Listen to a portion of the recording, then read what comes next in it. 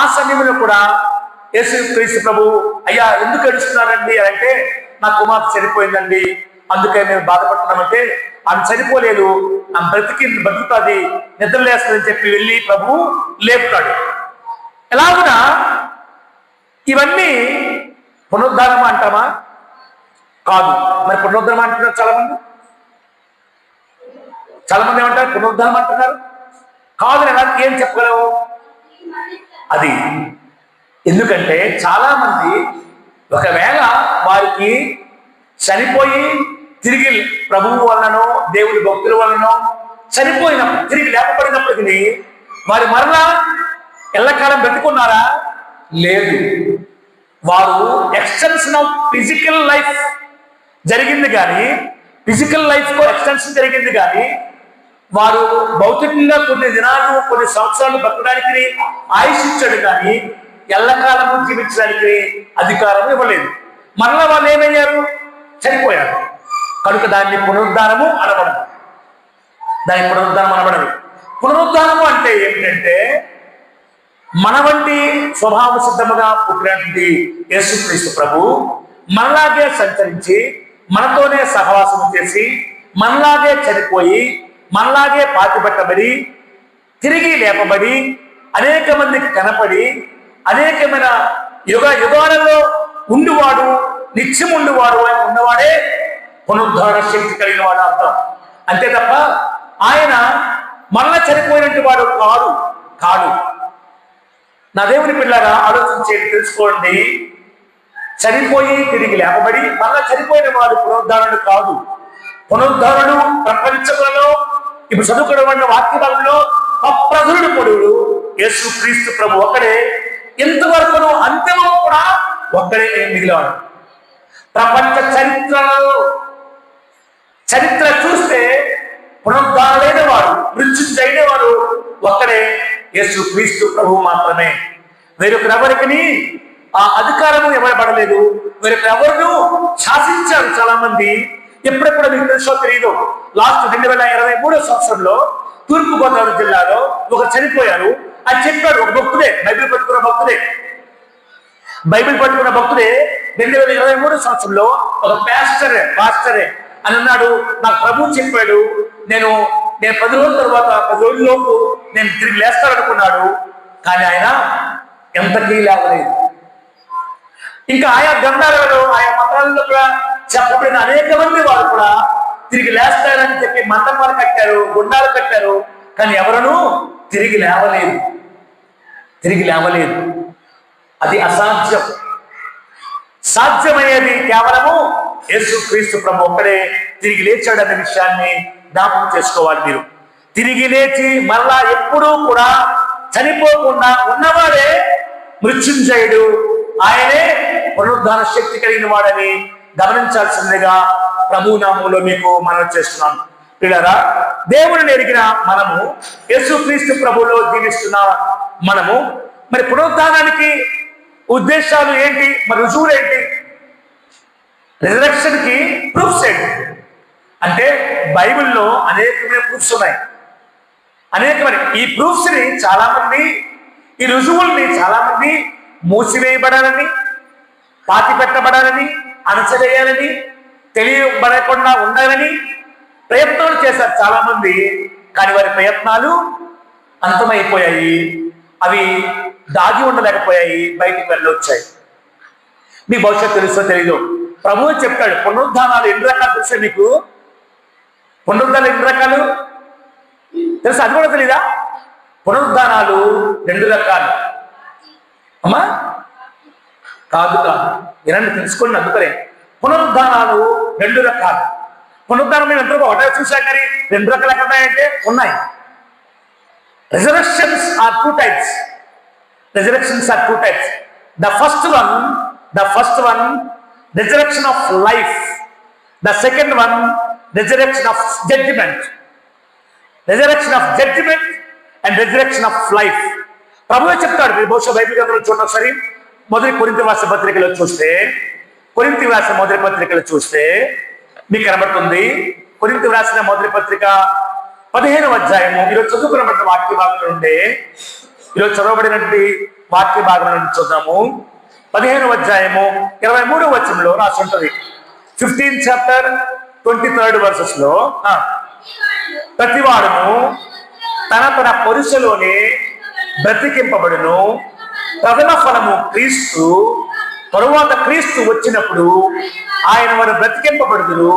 అటు తరువాత ఆయన సమస్తమైన ఆధిపత్యమును, సమస్తమైన అధికారమును, బలమును కొట్టివేసి తన తండ్రి అయిన దేవుని రాజ్యము అప్పగించును.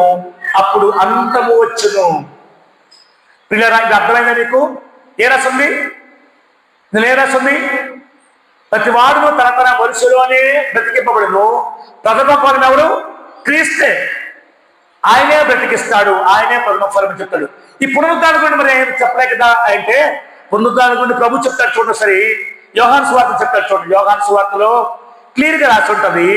యోహాను సువార్త 5వ అధ్యాయంలో, యోహాను సువార్త 5th chapter 28th chapter లో రాసి ఉంటుంది. 28 verses లో, అమ్మా, దీనికి ఆశ్చర్యపడకుడి, ఒక కాలం వచ్చుతున్నది, ఆ కాలమున సమాధుల్లో ఉన్న వారందరూ ఆయన శబ్దము విని మేలు చేసిన వారు జీవ పునరుద్ధానమును, కీడు చేసిన వారు తీర్పు పునరుద్ధానమునకు బయటకు వచ్చెదరు. హల్లెలూయా.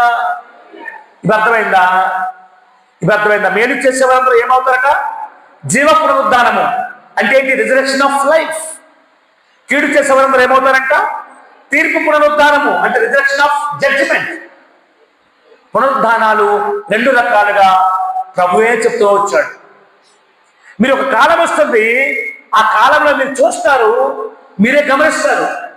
ఏమనుకుంటారంట? సమాధిలో ఉన్న వారందరూ ఏమవుతారంట? లేపబడతారు. లేచారా లేదా? మీకు తెలుసా? మీకు తెలుసో తెలీదో మరి ఎలాగండి? మొదటి పునరుద్ధానం అనేది ఎవరు జీవించారు? గుర్తించాలి. మొదటి పునరుద్ధానం అంటే యేసు ప్రభు దగ్గర నుండి ప్రకటన గ్రంథము 20వ అధ్యాయం వరకు ఉండే శ్రమల కాలంలో మరణించే వారందరూ కలిపి, రెవల్యూషన్ చాప్టర్ 20th వరకు, who have suffered, who are suffering from some Christians, suffering from borrowers, suffering from wounds, suffering from any other circumstances, they were also resurrection of first resurrection. మొదటి పునరుద్ధానముగా లేపబడిన వారే. ఎప్పుడు నుండి మొదలుకొని? యేసు క్రీస్తు మొదలుకొని, in the first beginning of Jesus Christ and the end of Revelation chapter 20th వరకు కూడా. ప్రకటన గ్రంథం 20వ అధ్యాయము శ్రమల కాలములో లేపబడిన వారందరి వరకును మొదటి పునరుద్ధానముగా చెప్పబడుతుంది. ఫస్ట్ రిజరెక్షన్ డే చెప్పబడుతుంది. మరి రెండో పునరుద్ధానం అంటే ఎప్పుడు అంటే, రెండో పునరుద్ధానం ఎప్పుడు అంటే, రెండో పునరుద్ధానం అంటే కయీను మొదలుకొని, కయీను చనిపోయాడు కదా, కయీను మొదలుకొని కీర్తన గ్రంథంలో ఉన్నటువంటి ఆఖరి విశ్వాస వరకును, అనగా యేసుక్రీస్తు ప్రభు దావీదు వంశావళి తరువాత ఉన్నటువంటి ఆ యేసుక్రీస్తు ప్రభు పుట్టగొని పూరకును, యేసుక్రీస్తు ప్రభు జన్మించకపోని పూరకును ఉన్నటువంటి వాళ్ళందరూ కలిపి రెండవ పునరుద్ధానములో తీర్పు పాలై ఉన్నవారుగా చెప్పబడుతుంది. గుర్తించండి, సెకండ్ రిజరెక్షన్ పీపుల్స్ ఎవరెవరంటే, యేసుక్రీస్తు ప్రభు పుట్టకముని పూరకును కయీను మొదలుకొని ఉన్నటువంటి వాళ్ళందరూ కలిపి రెండవ పునరుద్ధానమందు లేపబడ్డారు. మొదటి పునరుద్ధానంలో ఎవరంటే యేసుక్రీస్తు ప్రభు మొదలుకొని, యేసుక్రీస్తు ప్రభు ఎప్పుడైతే చనిపోయాడో, చనిపోయి పాతిపెట్టబడినప్పుడే, పాతిపెట్టబడి అందరూ కలిపి ఏమయ్యారు? తిరిగి లేపబడ్డారు. లేపబడిన మొదలుకొని, అప్పుడు మొదలుకొని రెవల్యూషన్ ప్రకటన గ్రంథం 20వ అధ్యాయము శ్రమల కాలం వరకును మొదటి పునరుద్ధానంలో లేపబడుతున్నట్లుగా దేవుని వాక్యం సెలవిస్తుంది. అంటే అర్థం ఏంటంటే, ఇక్కడున్న మన అందరం కలిపి ఏదో ఒక పునరుద్ధానంలోనికి వెళ్ళబోతున్నాం అని అర్థం. Any one of the choose your self. మీరే సెలెక్ట్ చేసుకోవాల్సిందే. ఏ పునరుద్ధానంకి వెళ్తాము అనుకుంటున్నారో? తీర్పు పునరుద్ధానంకి వెళ్దాం అనుకుంటున్నారా, లేక జీవ పునరుద్ధానానికి వెళ్ళాలనుకుంటున్నారా? గుర్తు చేసుకోండి. ఈరోజు దేవుడు మనల్ని ప్రశ్నిస్తున్నాడు, మనల్ని మనమే పరిశీలన చేసుకోమంటున్నాడు, మనల్ని మనకే సిద్ధపరచుకోమంటున్నాడు. ఏమంటున్నాడు? సిద్ధపరచుకోమంటున్నాడు. To build up what is the resurrection of life if you want to resurrection of judgment. నీవు తీర్పు పునరుద్ధానంలో వెళ్ళాలనుకుంటున్నావా, లేక జీవ పునరుద్ధానంలోకి ఉండాలనుకుంటున్నావా? పరిశీలన చేసుకో. దానిని ఇప్పుడు నుండే నిర్మాణం చేసుకోమని దేవుని వాక్యం తేటగా తెలియపరుస్తుంది. అంటే మరి మన ముందు చనిపోయిన వారందరూ కలిపి ప్రభువు మరియు శిష్యులు ఇంకరందరూ కలిపి వారి జీవితాల్లో అనేక మంది బ్రతికారు అంటే అర్థం ఏంటంటే ఎక్స్టెన్షన్ ఆఫ్ ఫిజికల్ లైఫ్ లో ఉన్నట్టు మాత్రం తప్పగా పునరుద్ధానం మాత్రము కాదు అని గుర్తించాల్సిందిగా మనం చేస్తున్నాం. ఈ ప్రపంచంలో ఏ మతస్థులైనా ఏ యొక్క ఆరాధికులైనా ఎవరైనా సరే మనిషి పుడుతున్నారు, బ్రతుకుతున్నారు, కొన్నాళ్ళు జీవిస్తున్నారు, చనిపోతున్నారు, కానీ తిరిగి లేవడం అనేది ఎవరి వలన కాదు. ఈ లోకంలో ఉన్న దేవుడిని ఎరగని వారైతే, యేసుక్రీస్తు ప్రభువుని నమ్మని వారైతే వాళ్ళు ఏం ఆలోచిస్తారంటే ఏదో బ్రతుకుతున్నాము, జీవిస్తున్నాము, కొన్నాళ్ళు ఉంటాము, తర్వాత ఏమవుతామో తెలియదు అన్నట్టుగానే వారు బ్రతుకుతారు. చనిపోయిన తర్వాత గురించి ఆలోచన చేయలేని వారే ఉంటున్నారు. కానీ క్రీస్తు నమ్మిన నీవు నేను మనం మాత్రం చనిపోయిన తరువాత అది ప్రారంభము అని గుర్తించి అడుగులు ముందుకు వేస్తూ విశ్వాసంతో ముందుకు నడుస్తున్నాం అని గుర్తించుకోవాలి. అంటే ఈ పునరుద్ధానం అనేది ఎక్కడిది? చాలా మంది యేసుక్రీస్తు పునరుద్ధారయ్యాడు అని చెప్పడానికి ఆ రోజుల్లో ఉన్నటువంటి రాజులు, ఆ రోజుల్లో ఉన్న చరిత్రకారులు, ఆ రోజుల్లో ఉన్న అధికారులైనటువంటి వారు పునరుద్ధారుడు కాలేదని చెప్పి మూసివేయడానికి అది అబద్ధము అని చెప్పడానికి ప్రయత్నం చేశారు. చివరికి హేరోదు రాజు, చివరికి పిలాతు దగ్గర నుండి అనేక మంది ఆ ముద్రలు వాళ్ళే తిరిగిపేశారని, ఆ రాయి వారి తొలగించుకున్నారని, ఇలా అనేకమైనటువంటి లేనిపోని వాటిని సృష్టించి యేసుక్రీస్తు ప్రభు పారిపోయాడని, యేసుక్రీస్తు ప్రభు యెరూషలేము నుండి మొదలుకొని భారతదేశానికి వచ్చేసాడని, మంచుగడ్డలో తిరిగాడని చాలా మంది అనుకుంటుంటున్నారు. కానీ అది కాదు పిల్లరా. యేసుక్రీస్తు ప్రభు తాను చెప్పిన విధముగా తిరిగి లేచిన సంగతి సత్యం. అయితే ఈరోజు మనము మరి ఏంటి ఆ రుజువులు ఏంటి నేర్చుకున్నాం. What is the proofs about for resurrection of Jesus Christ? యేసుక్రీస్తు ప్రభు యొక్క మరి రిజరెక్షన్ కి మూలమైన ఉద్దేశాలు ఏంటి రుజువులు అంటే చూద్దాం. బైబిల్ గ్రంథంలో నుండి చూద్దాం. ఆయన మీకు రుజువులు బాగా ఎక్కువ కనబడుతుంటాయి. ఎక్కడ కనబడుతుంటాయంటే యెషయా గ్రంథంలో కనబడుతుంటాయి, హోషేయ గ్రంథంలో కనబడుతుంటాయి, కీర్తన గ్రంథంలో కనబడతాయి, యోగు గ్రంథంలో కనబడుతుంటాయి. ప్రూఫ్స్ ఏంటివి? ప్రూఫ్స్ మనకి గాస్పల్లో అనగా సువార్తల్లో మనకు కనబడేది వీటికంటే ముందుగా ప్రవచించబడేది, ప్రాఫెసీ చేయబడేది, ప్రవక్తల ప్రవచనాలుగా వివరించబడేది.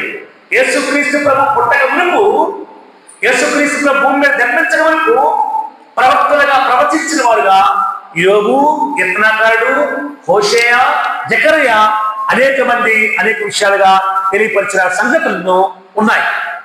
అయితే ఈరోజు మనం నేర్చుకోబోయే ఉద్దేశాల్లో ఏంటి విట్నెస్ ఏంటి సాక్ష్యాలు ఏంటంటే మొట్టమొదటిసారిగా చూద్దాం. బైబిల్ గ్రంథంలో లేఖనాలు నెరవేర్పండి చూద్దాం ఒకసారి. ఈరోజు చదవబడిన వాక్య భాగంలో నుండి కీర్తన గ్రంథంలో నుండి చూద్దాం ఒకసారి. కీర్తన గ్రంథం 16వ అధ్యాయంలో చూద్దాం. 16th చాప్టర్ చూద్దాం ఒకసారి. 8th verses లో రాసింది.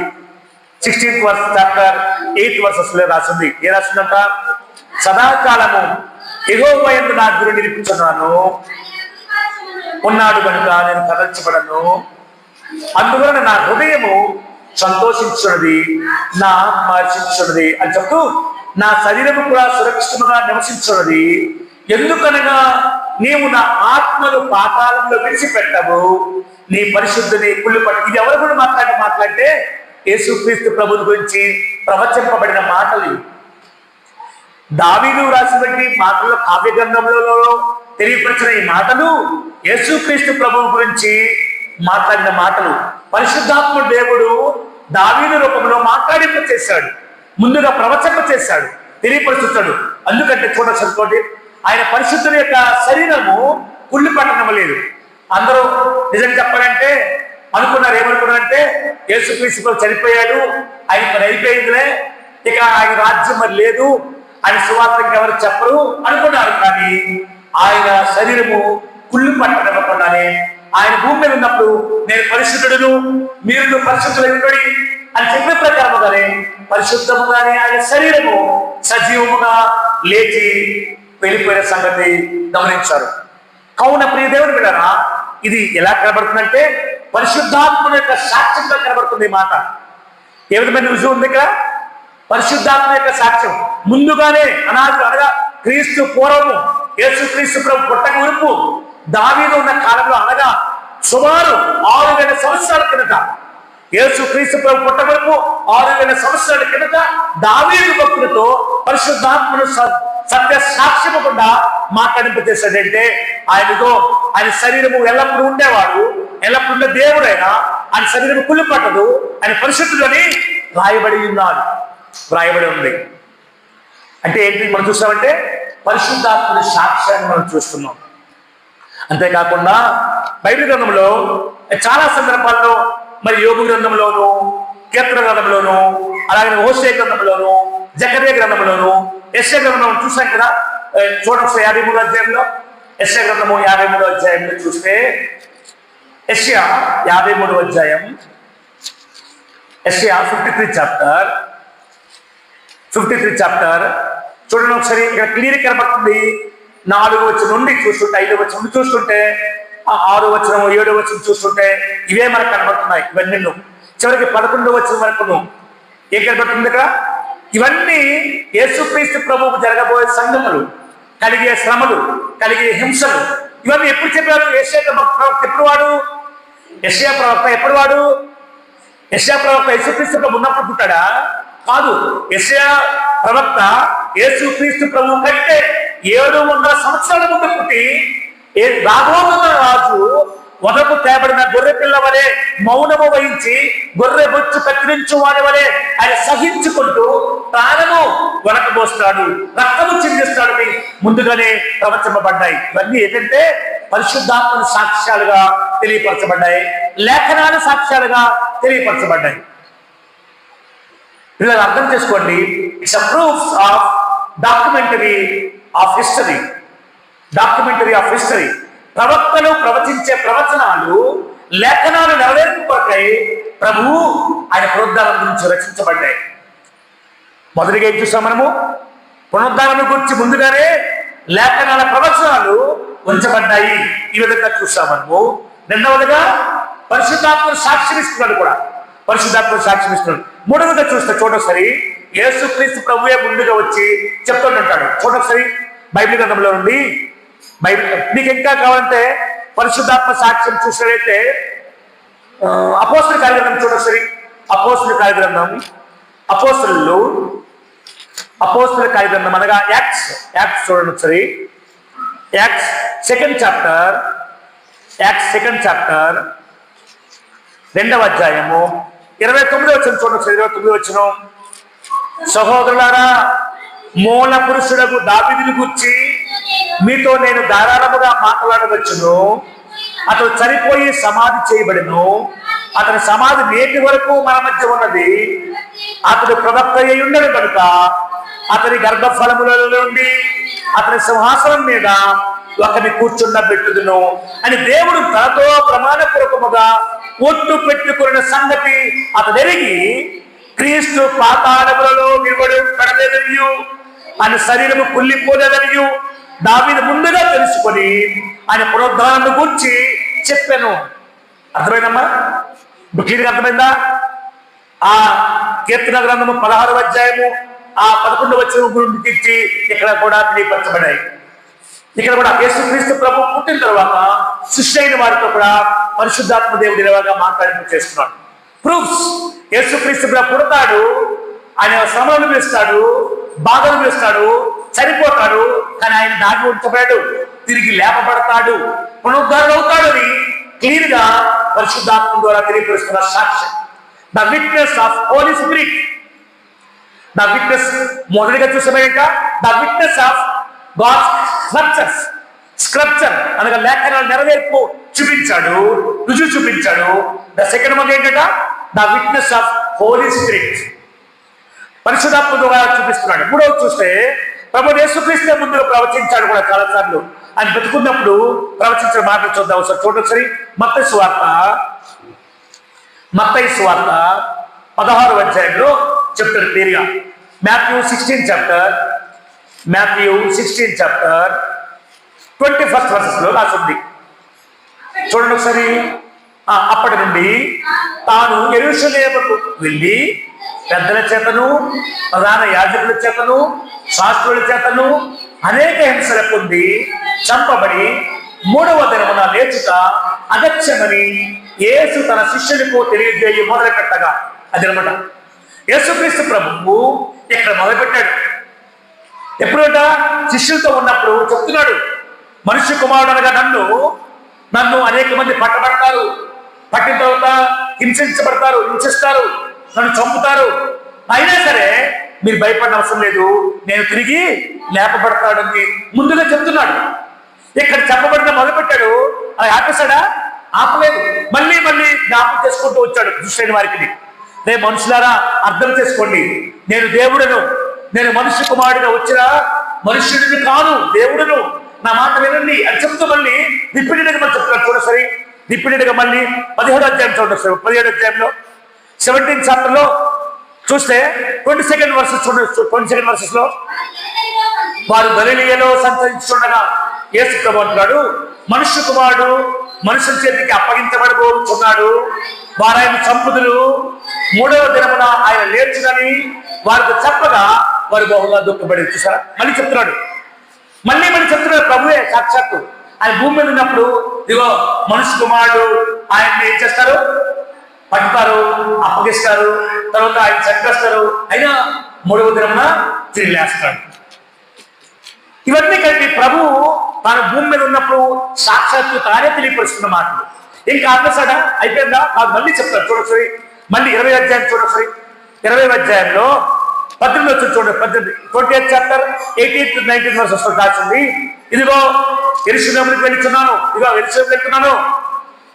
అక్కడ మనుష్య కుమారుడు ప్రధాన యాజకులకు శాస్త్రులకు అప్పగించబడును, వారు ఆయనకు మరణశిక్ష విధించి ఆయనను అపహసించుటకును, కొరడాలతో కుట్టుటకును, శిలువ వేయుటకును, అన్యజనులకు ఆయన అప్పగించరు, అయినా 3వ దినమున ఆయన వల్ల లేచింది. యేసుక్రీస్తు ప్రభు ఉన్నప్పుడు కూడా రుజువులు చెప్పాడు, ప్రూఫ్ చెప్తూనే వచ్చాడు, కానీ నమ్మడం లేదు మనుషులు. It's clearly said to Jesus proofs resurrection for the resurrection. మనుష్య కుమారుడుగా దేవుడిని మనుషులను పట్టుకుంటారు, అప్పగిస్తారు, అప్పగించిన తర్వాత చిరుకు వేస్తారు, చంపేస్తారు, కానీ తిరిగి లేపబడతాను అని దేవుడే సాక్షాత్తు భూమి మీద ఉన్నప్పుడు విట్నెస్ చేస్తున్నాడు. ఆయన రుజువులు చెప్తూనే ఉన్నాడు. ఇది సమస్త లోకం గ్రహించట్లేదా? తెలియదా? లోకానికి, ప్రపంచానికి తెలియదా? తెలుసు. అయినా యేసుక్రీస్తు ప్రభు లక్ష్య పెట్టేవారు కాదు. అరే ఆయన భూమి మీద ఉన్నప్పుడే, మనుషునిగా జీవించినప్పుడే ఆయన సాక్షాత్ విమర్శిస్తూ చెప్తున్నాడు, మనుష్య కుమారుడు అనగానే. అంటే వాళ్ళు అర్థం కావట్లేదు, మనుషులు ఇంకా గుర్తుపట్టలేదు. మనుష్య కుమారుడు అంటే ఎవరో అనుకుంటున్నారు, ఆయన గురించి చెప్పుకుంటున్నాడని పట్టించుకోవట్లేదు. గొర్రెపిల్ల యూదులైన వారు అక్కడ అందరూ గొర్రెపిల్ల అంటే గొర్రెపిల్ల గురించి చూస్తున్నారు, కానీ ఆయనే గొర్రెపిల్లగా మారిపోయాడు మాత్రం గమనించుకోవట్లేదు. నేటి సంఘాల్లో చాలా మంది అంటే క్రీస్తు యేసు చాలుకునిగా దాసునిగా మేము వివరిస్తుండగా, బోధిస్తుండగా వాటిని గుర్తు పెట్టుకొని, మనసులో పెట్టుకొని, వాటిని అన్వయించుకోవడానికి ఇష్టపెట్టుకోండి. మనుషులు పోయిన తర్వాత చాలా మంది మన ఊర్లో నేను వింటున్నాను, చూస్తుంటాను కూడా చాలా మంది వాళ్ళ అమ్మ వాళ్ళ నాన్న ఉన్నప్పుడు వారిని పట్టించుకోరు, వారికి నిజంగా వారిని చెరదీయరు, వారిని సరైన ఆహారాన్ని పట్టిపెట్టరు, మంచి భోజన పదార్థాలు ఎవరు, మంచి అతిథి మర్యాద చేయరు. చనిపోయిన తర్వాత మాత్రం ఏమంటారంటే, వాళ్ళ అత్తాన్ని చనిపోయావే, నువ్వు ఉన్నప్పుడు ఇది నాకు పెట్టేదాన్ని, ఇది పెట్టేదాన్ని, మావాన్ని చనిపోయావా, నువ్వు ఉన్నప్పుడు ఇచ్చేసేదాన్ని, వచ్చేసేదాన్ని, నువ్వు తిన్నా కదా అని ఎప్పుడో కూడు రాగాలు చేస్తుంటారు చాలా మంది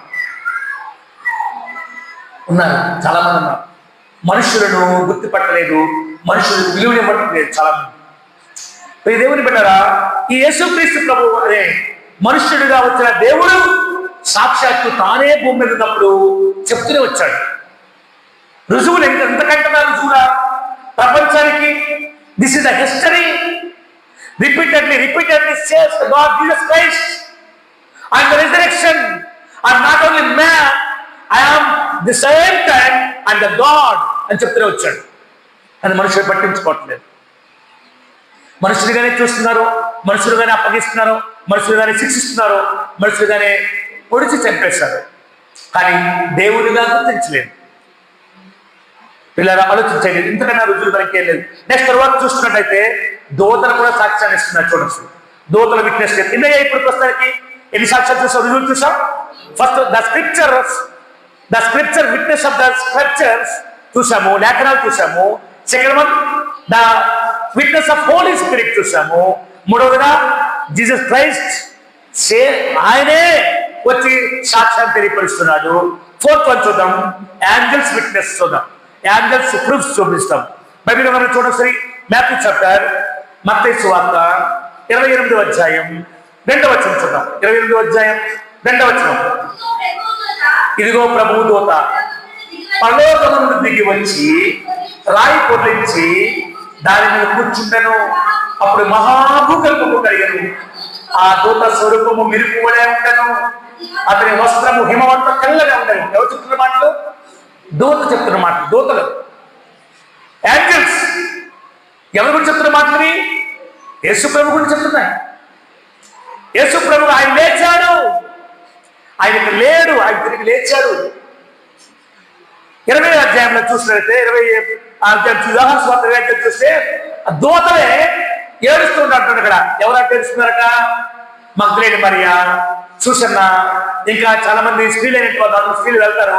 వాళ్ళు ఏడుస్తూ, అమ్మో మా ప్రభుని ఎవరైతే వెళ్ళిపోయారో, మా యేసు ప్రభు ఉన్నప్పుడు మేము పట్టించుకోలేదు, మేము దూరంగా వెళ్ళిపోయాము, ఆయన బాధపడుతుంటే మేము ఏడ్చాము కానీ దూరంగా దాక్కున్నాము, మా ప్రాణాల కోసం మేము భయపడిపోయాము, అమ్మ చనిపోయాడులే, చనిపోయిన తర్వాత ఏమో రుణం తీసుకుంటాము, మనలాగే వాళ్ళు కూడా చనిపోయిన తర్వాత రుణం తీసుకుంటాము, అందుకనే మంచి పూలు తీసుకెళ్తాము, మంచి సుగంధ ద్రవ్యాలు తీసుకెళ్తాము అని చెప్పి సుగంధ ద్రవ్యాలు, సెంట్ బాటిల్స్, అమ్మో చనిపోయినప్పుడు కూడా సమాధి మీద ఎత్తలేదు, భయపడిపోయాము, మమ్మల్ని చంపేస్తారేమో, మమ్మల్ని పొడిచేస్తారేమో అని భయంతో మేము దాక్కున్నాము, ఇప్పుడైనా కొన్ని అవకాశం వచ్చింది అని అంటే తెల్లవాసకి వెళ్ళారంటే వాళ్ళు. మనలాగే అవకాశం రాదు, స్త్రీలేంటి వాళ్ళు అవకాశం అయింది. తెల్లవారి ప్రభు యొక్క శరీరం అక్కడ కనిపించకుండా ఆ రాయికి నిర్మించబడి ఉండడం వల్ల భయపెట్టారు. వెంటనే అమ్మో ఎవరు తీసేశారు, ఏమైపోయింది, ఏం జరిగింది, ఎవరికి వెళ్ళిపోయారు మా ప్రభువుని ఆయన బాధపడుతున్నప్పుడు అక్కడ దూత చెప్తుంది, ఆయన ఇక్కడ లేడు, ఆయన తిరిగి లేచాడు. ఎందుకు నడుస్తున్నారు అని ప్రభు చెప్తున్నాడు. దూత ఇదేమి పడ్డారు, ఆ దూతలు ఇలా ఉన్న విట్నెస్ ని తెలియపరుస్తున్నప్పటికీ మనుషులు ఇంకా అర్థం కావట్లేదు. ఇంకా మీకు చెప్పాలంటే నేను అనుకుంటున్నాను, చాలా సందర్భాల్లో అసలు అరిమతయి యోసేపు ఉన్నారు కదా, అరిమతయి యోసేపు, యేసుక్రీస్తు ప్రభు చనిపోయాడు. చనిపోయిన తర్వాత యేసుక్రీస్తు ప్రభు చనిపోయిన దేహాన్ని తీసుకోవడానికి ఎవరు వెళ్ళారు? అరిమతయి యోసేపు వెళ్ళాడు. ఎవరి దగ్గరికి వెళ్ళాడు? పిలాతు దగ్గరికి వెళ్ళి, అయ్యా పిలాతు గారు, దయచేసి ఆ చనిపోయిన శవాన్ని నాకు ఇచ్చేవా, నేను పాతి పెట్టుకుంటాను అని అంటే అన్నాడు. అప్పుడు నేను అనుకుంటాను, నేను ఉంటే ఆ సమయంలో అనుకుంటుంటాను కొన్ని సందర్భాల్లో, ఆ పిల్లలు అనుకున్నట్ట, ఏంటో ఇచ్చాడే, ఆయన చనిపోయిన యేసుప్రభు సేవ పడుతుందంటే అయినా అంటే అవునయ్యా, మరి సమాధి ఎక్కడ ఉందా, సమాధి చేయాలి కదా, ఎక్కడ చేస్తారు, టైం అయిపోతుంది అని అంటే, అయ్యా నేను దొరికించుకున్నాను కదా, నేను దొరికించుకున్నాను కదా, రాతి ఆ సమాధి స్టోన్స్ టూంబ్ ఉంది కదా, అది వెళ్ళగలిగింది, విలువైంది, నేను దాన్ని పెట్టుకుంటానయ్యా అన్నానంట. అప్పుడు అనుకున్నాక ఈ పిచ్చోడు అంత విలువ కలిగింది, అంత విలువైంది, ఇచ్చేస్తాడంటే అనుకున్నాడు. ఎవరు అనుకున్నారు? పిలాతు రాజు. మరి ఆయన ఏమనుకుంటాడు? నిజంగా అరిమతయి యోసేపు ఏమనుకున్నాడు? అరిమతయి యోసేపు ఏమనుకున్నాడు? ఓ పిలాతు, నేను పిచ్చోడు కాదయ్యా, నేను వెల కలిగిందే, విలువైందే, నా టూంబు, నా యొక్క సమాధి చేసుకున్నాను, కానీ ఎన్నాళ్ళు నా ప్రభువు ఎన్నాళ్ళంటే అనుకున్నాయితే నాకు తెలుసు, ఆయన ఉండేది జస్ట్ 3 రోజులే, 3 రోజులతో మన సమాధి కొత్త అయిపోద్ది, నాకు తెలుసయ్యా అనుకుని ఉంటాడేమో బహుశా. అందుకే ధైర్యంతో ఇవ్వయ్యా నాకు అని అనుకున్నాడేమో. ఆయన ఉండే నాకు తెలుసయ్యా, ఆయన నా ప్రభువు నాకు చెప్పాడు, నేను రహస్యంగా నమ్ముకునేవాడిని, ఆయన రహస్యంగా నేను ఆలోచించేవాడిని, నాకు తెలుసు ఆయన గురించి. ఆయన ఎక్కువ కాలం ఉండడు, ఆయన శరీరం కుళ్ళు ఉండదు, ఆయన ఉండేది జస్ట్ 3 days. మనకి ఇవ్వ ప్లీజ్ అడిగి ఉంటాడేమో అనిపిస్తుంది నాకు కొన్నిసార్లు. ఆయనకి ఎంతగా తెలిసి ఉండొచ్చో, అందుకనే ఆయన ధైర్యంతో అడుగుతున్నాడు, నాకు ఇవ్వయ్యా, నా విలువైన, నా గొప్పదైన ఆ టూంబులో ఆ సమాధిలో పెట్టుకుంటారని అనుకుంటాడేమో అనిపిస్తుంది కొన్నిసార్లు. ఆ నిశ్చయత, ఆ నిరీక్షణ కలిగిన వాడుగా యోసేపు, మా ఆదిమంత యోసేపు అడుగుతున్నాడు అనమాట. నిజమే కదా, ఆయన కొత్తది విలువైంది. కొత్త సమాధిలో ప్రభువు ఉండడం ఎంతో సంతోషం. ఆయన ఎక్కువ ఉండడు కదా, నాకు తెలుసయ్యా, ఆయన మళ్ళీ వెళ్ళిపోతాడు. అది గొప్ప నిశ్చయంతో పిలాతును అడుగుతున్నాడు అని అర్థం. అంత గొప్ప అద్భుత కారణం అంటారు. ఇది మనము చవి చూస్తున్నాం. అరిమత యోసేపు సాక్ష్యం అది. నెక్స్ట్ చూస్తే 6వ చూస్తుంటే 6వ సాక్ష్యం అపోస్తులు కూడా సాక్ష్యం చెప్పారు. ఎవరు అపోస్తులు? అపోస్తులకు ఎవరు? శిష్యుని వారు సాక్ష్యం చెప్పారు. ఏంటంటే చూడండి, అపోస్తల కార్యక్రమంలో యాక్ట్స్ 2వ అధ్యాయం, యాక్ట్స్ 2nd చాప్టర్లో 32 వర్సెస్లో రాసింది. ఎవరు చెప్తున్నారు ఈ మాట? ఎవరు చెప్తున్నారు ఈ మాట? ఎవరు చెప్తున్నారు ఈ మాట? శిష్యుని వారు చెప్తున్నారు. ఏం చెప్తున్నారట? ఈ యేసును దేవుడు లేపెను, దీనికి మేమందరము సాక్ష్యం. ఎవరు చెప్తున్నారు ఈ మాట? పేతురు దగ్గర ఉన్న యోహాను ఆ శిష్యుని చెప్తున్నారు, దీనికి మేమే సాక్షులం. We are the witness. Jesus Christ are resurrection. యేసుక్రీస్తు ప్రభు దేవుడు లేచిపోయాడు అని చెప్తున్నారు సాక్షులుగా. ఎంత గొప్ప విట్నెస్ చూడండి ఒకసారి. ఏం చెప్తున్నారండి? ఏం చెప్తున్నారు? ఈ యేసును దేవుడు లేపను, దీనికి మేమందరము సాక్షులము కాగా, ఆయన దేవుని కుడి పార్శ్వమున హెచ్చింపబడి పరిశుద్ధాత్మను గుర్చిన వాగ్దానంలో తండ్రి వాళ్ళు పొంది మీరు చుచ్చు విరుచుచున్న దీనిని కుమ్మరించి ఉన్నాడు. హల్లెలూయా. ప్రభువే చెప్తున్నట్టు సాక్ష్యం, ఎవరో చెప్పడం లేదు. ఎవరు చెప్తున్న సాక్ష్యం ఇది? ఎవరు చెప్పిన సాక్ష్యం ఇది? శిష్యులైన వారు చెప్తున్న సాక్ష్యం. ఎన్ని రుజులయ్యాయి? 6 రుజులయ్యాయి. ఇంకా చూసినట్లయితే చూడండి ఒకసారి, వాస్తవాన్ని చెప్పాలంటే ఇంకా 7వ రుజువు చూద్దాం సార్. కాబట్టి 1 కొరింథీయుల లెటర్స్లో ఒకరు చెప్తే, ఇద్దరు చెప్తే, 10 చెప్తే సాక్ష్యం వివరించబడదేమో, అది రుజువు అవ్వదేమో అనుకుని ప్రభు ఏం చేశాడంటే అనేక మంది కనిపింపచేశాడు. ఒకరికి కాదు, ఇద్దరికి కాదు, ముగ్గురు కాదు, శిష్యులు మాత్రమే కాదు, ఇంకా అనేక మందికి కనిపింపచేశాడు. చూడొకసారి 1 కొరింథీయుల లెటర్స్లో 1 కొరింథీయుల రాసిన పత్రికలో 15వ అధ్యాయంలోనే 15వ అధ్యాయం 5వ వచనం చూద్దాం. 5వ వచనం 5th and 6th వర్సెస్లో ఆయన కేఫాకును తరువాత 12 కనబడను, అటు పిమ్మట 500కు ఎక్కువైన సహోదరులకు ఒక్క సమయం మందే కనబడదు. అబ్బా, 500కు ఎక్కువైన సహోదరులకి ఒక్కసారే కనబడ్డాట. అమ్మ వింటున్నారా? ఎంతమంది కనిపించాక? ఎందుకు ఇక్కడ సహోదరులు మాత్రమే వివరించబడింది? ఎందుకు ఇక్కడ సహోదరులు మాత్రం ఉన్నారు? సహోదరులు అక్కడ లేరా? సహోదరి లేరా? Sisters are not present there. No, sisters also present there, but sisters proof not evidence. In judicious, in Jews documentaries are, there is no judgment, there is no evidence about for ladies. యూదా మత సంస్కరణ సిద్ధాంత ప్రకారముగా, యూదా మత ఆచార ప్రకారముగా ఆడవారు ఏదైనా చెబితే దాన్ని అంగీకరించరు. మీకు తెలుసో తెలీదు, ఆడవారు సాక్ష్యం చెప్తే అక్కడ ఒప్పుకునేది కాదు, అంగీకరించేది కాదు.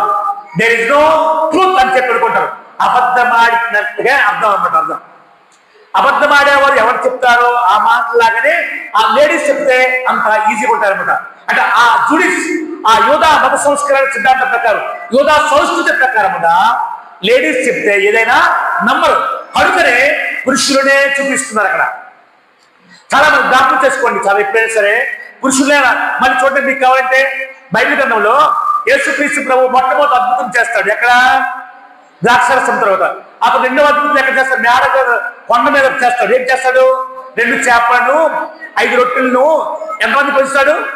అక్కడ క్లీన్ రాస్తుంది, అది పురుషులను రాస్తాడు. అక్కడ అది ఎంతమంది రాస్తాడు? అక్కడ పురుషులు మాత్రం రాస్తాడు తప్ప స్త్రీలను రాస్తుండదు. అంటే కౌంటబుల్. యూదా మత సంస్కృతి ప్రకారముగా లేడీస్ కౌంటబుల్ కాదు. లేడీస్ చెప్తే, లేడీస్ గురించి వింటే అది కరెక్ట్ కాదని యూదా సంస్కృతి, యూదా మతాచారము. అంటే లేడీస్ ఎందుకు మీకు ఇంకా కావాలంటే ఉదాహరణ చెప్పాలంటే, ఇప్పుడు యేసుక్రీస్తు ప్రభు మొట్టమొదటిసారిగా కనిపించింది ఎవరు చెప్పారు? ఎవరు కనిపించాడు? మగ్దలేనే మరియకు, ఇంకా భక్తులు కదా.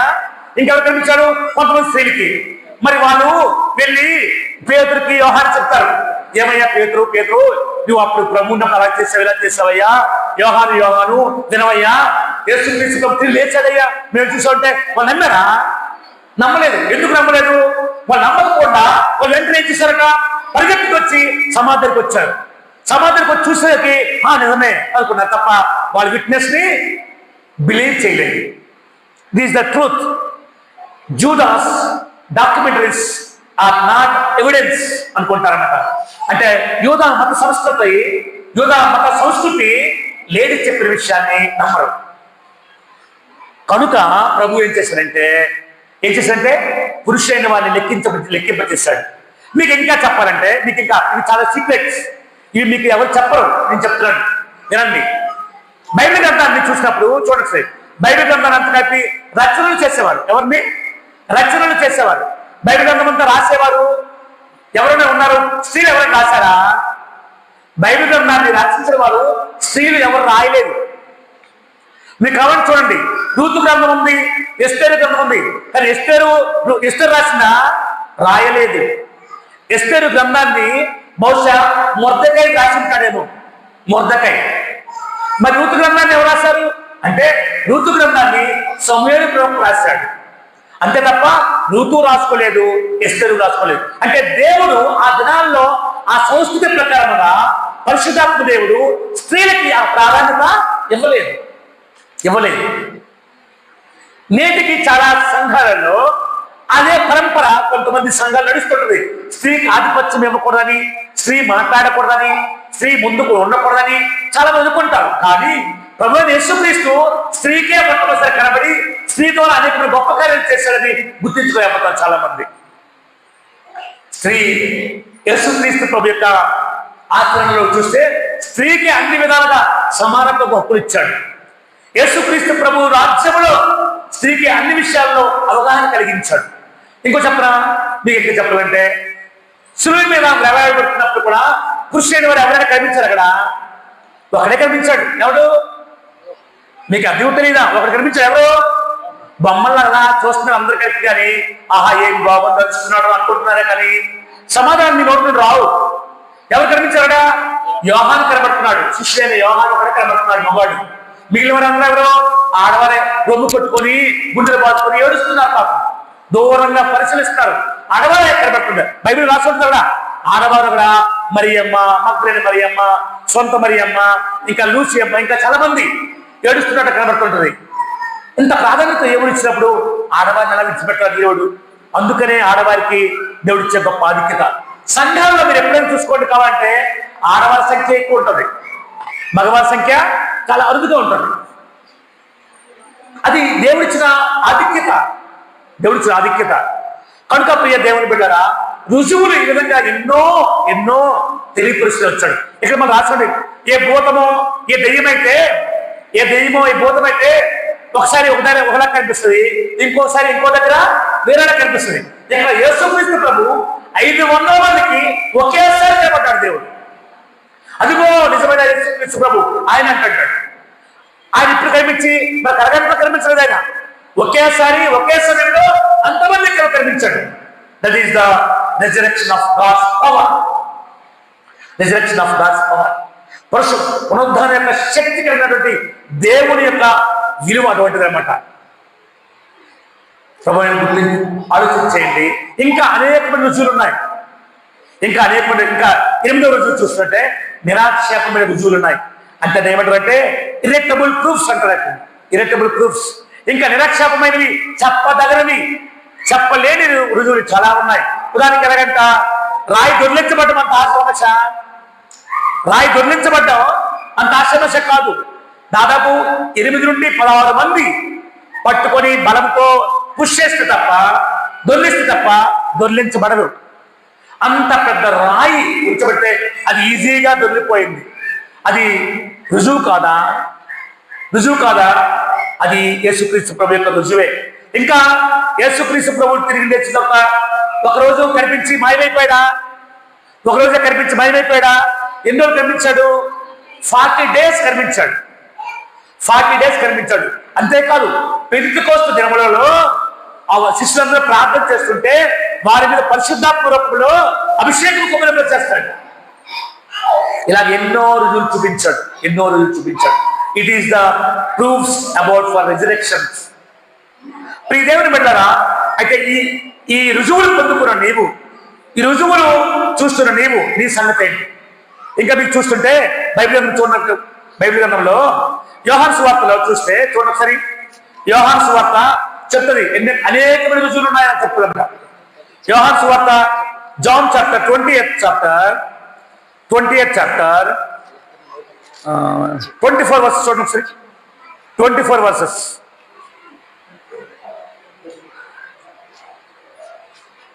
జాన్ చాప్టర్ 24-26 వర్సెస్ చూస్తే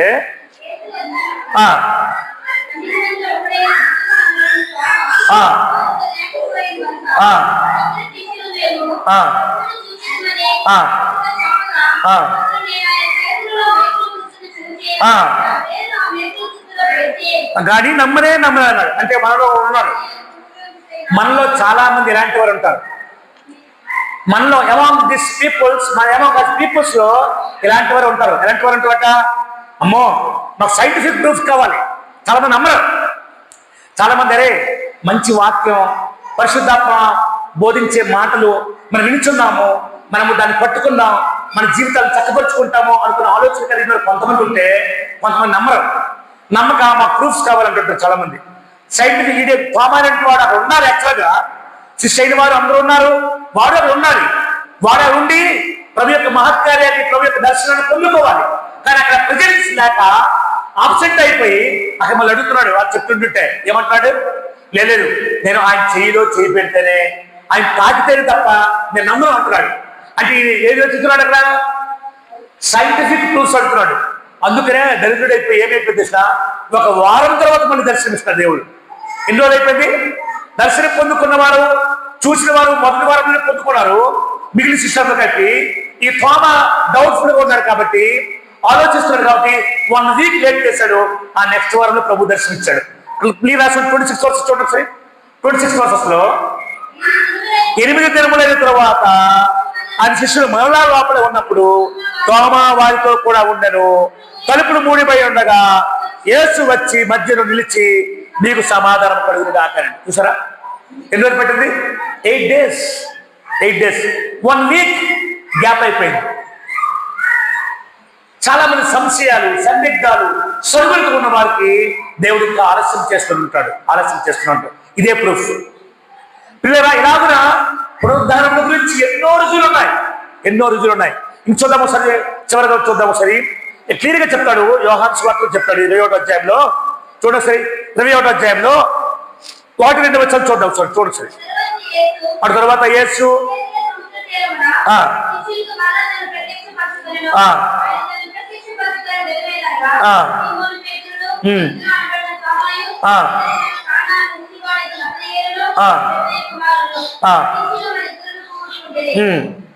అంటే ఇలాగున అనేక మందికి దర్శనం ఇస్తూనే ఉన్నాడు. ఇంకా మీకు కావాలంటే 12వ వచనం చూడండి. 12వ వచనంలో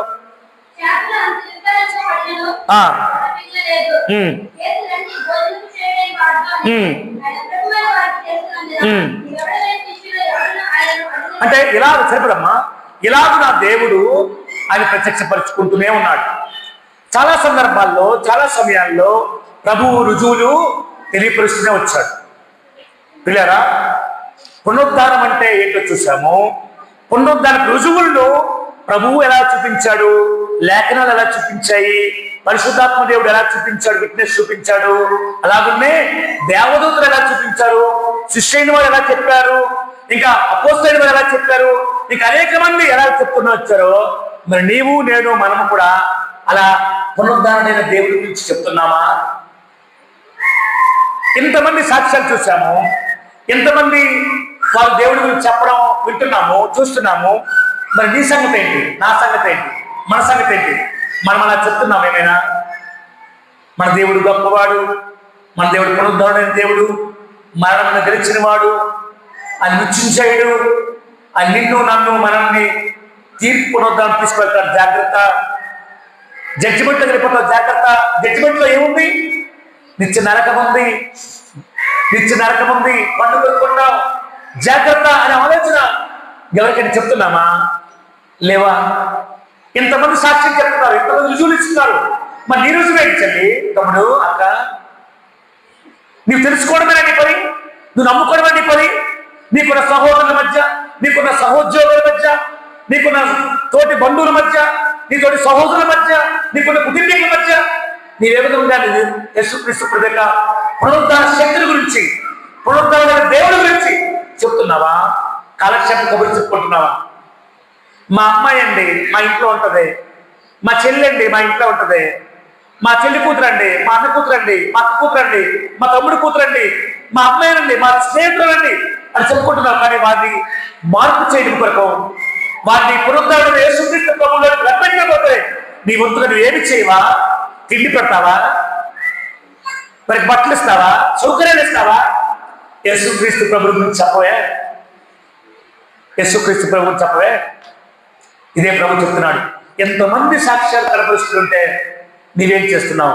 మనం ఏం చేస్తున్నావు అంటే ప్రభు దగ్గర నడిపించలేని అభాగ్యులుగా, మూర్ఖులుగా ఉంటున్నాం. మనం ఆలోచన చేయండి. అయితే ఈ పునరుద్ధానం గురించి నేర్చుకున్న తర్వాత ఈ పునరుద్ధానము ఎటువంటి ఆశీర్వాదాలు ఇచ్చింది మనకి?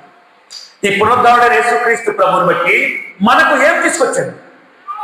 ఏమి తీసుకొచ్చిందా? ఓన్లీ పునరుద్ధానం అయిపోయాడు అంటే మనకు ఒక్కటేనండి, చనిపోయినా సరే మనం తిరిగి లేపడతాం, అదే నమ్మకం మరింకేం లేదా అంటే ఉన్నాయి. వాటిలో కొన్నింటిని మనం నేర్చుకుందాం. చూడండి ఒకసారి. ఏంటి minimum blessings the resurrection of brought to be believers, ఏవి తీసుకొచ్చింది పునరుద్ధారణ యేసుక్రీస్తు ప్రభు యొక్క శక్తిని బట్టి? ఏ బిలీవర్స్, ఏ శక్తి, ఏ ఆశీర్వాదాలు తీసుకొచ్చిందని చూస్తే చూడండి. బైబిల్ గ్రంథంలో నేను ముందుగా చెప్తున్నాను. రోమాపత్రిక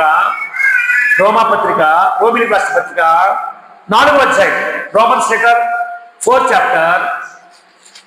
chapter 25 verse. ఆయన మన అపరాధముల నిమిత్తం మనం నీతిమంతులుగా తీర్చబడి, అదే ఆయన లేపడానికి కారణం ఏంట? ఇది మనం అంతకుముందు కూడా చెప్పబడ్డాడు. నీతిమంతులుగా తీర్చబడము ఒక బ్లెస్సింగ్. Being declared righteousness. మనకి ఆశీర్వాదం ఏంటంటే ఆయన లేపబడడానికి, ఆయన లేచడం వల్ల మనకు వచ్చే ఆశీర్వాదం ఏంటట? నీతిమంతులుగా తీర్చబడం. పాపమైన నీవు, ఎత్రపోతమైన నీవు, దుర్మార్గుడమైన నీవు, దుష్టుడమైన నీవు, దుష్టుడమైన నీవు, నిన్ను నన్ను మనందరినీ ఆయన నీతి రోజు చేయడం కొరకే ఆయన మనల్ని నేర్పించుకున్నాడు. మన ఆలోచనలు దుష్టాలోచనలు, మన నీతి దుష్టమైన నీతి, మన పనులు దుష్టమైన పనులు అయినా సరే మన నీతిమంతులుగా చేయడం కొరకనే ఆయన తిరిగి లేపబడ్డాడు. ఆయన తిరిగి లేచాడు. ఎందుకంటే నిన్ను నన్ను మనల్ని, మన అపరాధాలని, మన పాపములను విడిచిపెట్టి నీతిమంతులుగా చేయడమే ఆయన ప్రధాన ఉద్దేశం. The first blessings of being a giving righteousness ప్రభు నీతిమంతులుగా చేయడం కోసమే.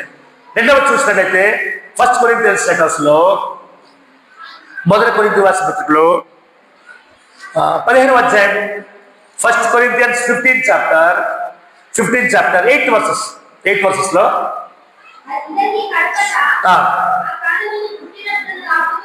కనబడను.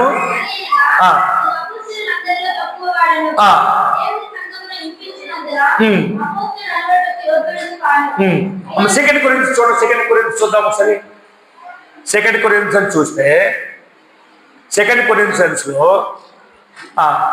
మీకు కనబడుతుంది ఇక్కడ చూడండి. 1 Corinthians చూడండి, 10th verse చూద్దాం. 15th chapter 10th verses లో, అయినను నేనేమైనాను, అది దేవుని కృప వలనే అయ్యున్నాను, నాకు అనుగ్రహింపబడిన ఆయన కృప నిష్ఫలము కాలేదు కానీ వారందరికంటే నేను ఎక్కువగా ప్రయాసపడి నేను కాను, నాకు తోడయ్యున్న దేవుని కృపయే. నేనేమైనేమి వారేనేమి అలాగనే మేము ప్రకటించున్నాము, అలాగనే మీరును విశ్వసించుతారు అంటారు. అంటే ఏం తీసుకొచ్చింది ఇక్కడ? అంటే విశ్వాసం తీసుకొచ్చింది. యేసుక్రీస్తు ప్రభు యొక్క పునరుద్ధానము మనకేం తీసుకొచ్చింది? బిలీవ్స్, ట్రస్ట్ తీసుకొచ్చింది. ట్రస్ట్ బిలీవ్ తీసుకొచ్చింది. ఇంకా మీకు ఇంకా చూసినట్లయితే మూడోది చూద్దాం. ఫస్ట్ పేతురు లెటర్, మొదటి పేతురు పత్రిక, పేతురు వ్రాసిన మొదటి పత్రిక చూస్తే చూస్తే 1వ అధ్యాయంలో ఫస్ట్ చాప్టర్ 3rd వర్సెస్ చదువు. 3rd versus. మన ప్రభువు యేసుక్రీస్తు తండ్రి అయిన దేవుడు స్తుతింపబడును గాక. మృతులలో నుండి యేసుక్రీస్తు తిరిగి లేచుట వలన జీవముతో కూడిన నిరీక్షణ మనకు కలుగునట్లు, అనగా అక్షయమైనదియు నిర్మలమైనదియు బారనిది అయిన స్వాస్థ్యము మనకు కలుగునట్లు ఆయన తన విశేష కనికరము చొప్పున మనలను మరల జన్మింపజేయరు. హల్లెలూయా. అంటే ఏంటది?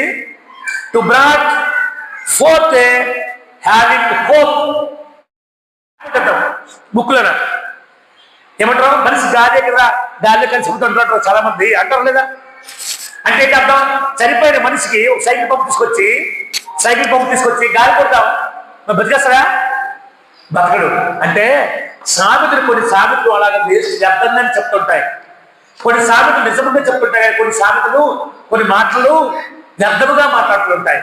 అంటే చనిపోయిన వాడు గాలి అయినా, చనిపోయిన వాడు ఏంటి భూమి లేకపోడు, అదేమైపోయిందా గాలి కలిసిపోతుంది అనుకుంటారు చాలా మంది.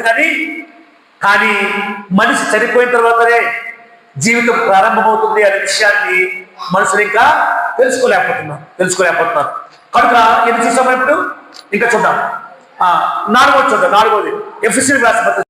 అపోస్తలుడైన పౌలు ఎఫెసీ సంఘానికి రాసిన పత్రికలో 4వ అధ్యాయము 4th chapter, Ephesians letter 4:8 versus చూస్తే 8 వర్సెస్. అందుచేత ఆయన ఆరోహణమైనప్పుడు శరణు చెరగా పట్టుకుని పోయి మనుషులకు ఈవులను అనుగ్రహించాలని చెప్పబడింది. ఆయన వెళ్ళిపోయినప్పుడు ఏమి ఇచ్చాడు మనకట? గిఫ్ట్స్ ఇచ్చాడంట. Gifts of the Holy Spirit by resurrection. యేసుక్రీస్తు ప్రభు పునరుద్ధాన శక్తిని బట్టి మనకేమిచ్చాడంట? వరాలిచ్చాడు. ఏ వరాలిచ్చాడు? కొంతమంది పాటలు పాడే అనుభవం, కొంతమంది శుద్ధించే అనుభవం, కొంతమంది మాట్లాడే అనుభవం, కొంతమంది సంపాదించే అనుభవం, కొంతమంది దాచుకునే అనుభవం, కొంతమంది ఆయా విధాలమైన అనుభవం ఇచ్చాడు దేవుడు. ఆ అనుభవాలన్నీ దేవుడు ఇచ్చినదే. ఎందువల్ల వచ్చింది? వేరేలో యేసుక్రీస్తు ప్రభువు యొక్క పునరుద్ధాన శక్తిని బట్టి వచ్చేవే. ఆస్తి, అంతస్తు, డబ్బు, ఉద్యోగాలు కాదు. నేను అన్నట్లుగా దాచుకోవడం, పంచుకోవడం, ఉంచుకోవడం కాదు. అమ్మా, వరాలంటే ఏమి? ఆత్మవరాలు ఇవ్వడం.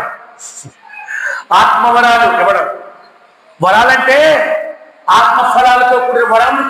అపోస్తలుల కార్యక్రమంలో చేత నీతిని అనుసరించి భూలోకమునకు తీర్పు తీర్చబోయేది ఒక దినమున నిర్ణయించు.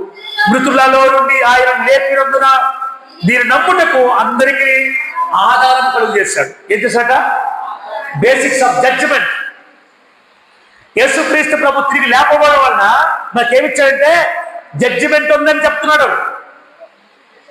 అమ్మా, అంత ఈజీ కాదు పిల్లరా, జడ్జిమెంట్ తప్పనిసరిగా అందరికీ ఉంది అని చెప్తున్నాడు.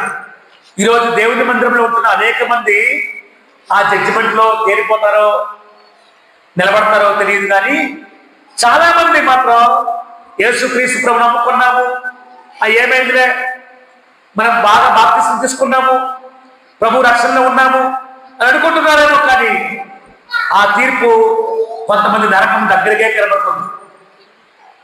నరక ప్రాప్తులు అయిపోవడానికి సిద్ధంగా ఉంటున్నారు. నమ్మామని భ్రమలో పెట్టేస్తున్నారు అంటే, నమ్మాము, ప్రభువుని ఆశ్రయిస్తున్నాము, ప్రభువు నమ్ముతున్నాము అని భ్రమలో పెట్టేస్తున్నారు తప్ప, మారు మనసు పొందుకున్నాము అనుకుంటున్నారు తప్ప, బాప్తిసం తీసుకున్నాము అనుకుంటున్నారు తప్ప, పునరుద్ధారం బలం పొందుకున్న వారుగా ఉండటం లేదు. పునరుద్ధారం శక్తి పొందుకున్న వారుగా వారు జీవించట్లేదు. ఆ చూడండి ఒకసారి, అది కనిపిస్తుంది కదా, ఆ చూడండి ఒకసారి పక్కనే లోకం పక్కన చూడొచ్చు. బాబు, ఇంటి దగ్గరికి వెళ్ళిన అదే పడుకోవడం కదా, హాయి ఇంటి దగ్గర పోయి బెడ్ వేసుకుని పడుకుంటే మంచిది కదా. ఇక్కడికి వచ్చేది కుర్చీ పడుకోవడం అవసరమా?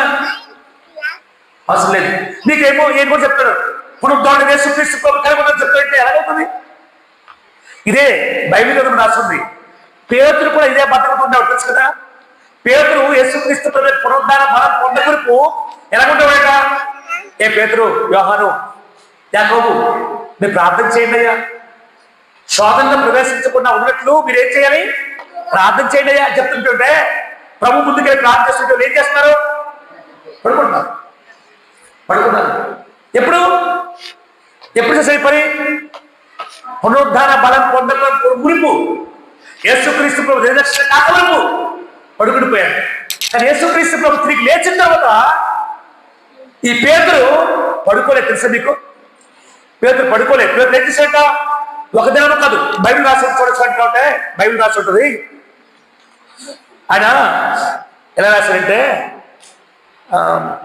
నీకు అపోస్తల కార్యక్రమం చూడు సరి. అపోస్తల కార్యక్రమం 2వ అధ్యాయంలోనే సెకండ్ చాప్టర్ 42 వర్సెస్ చూద్దాం. 42 వర్సెస్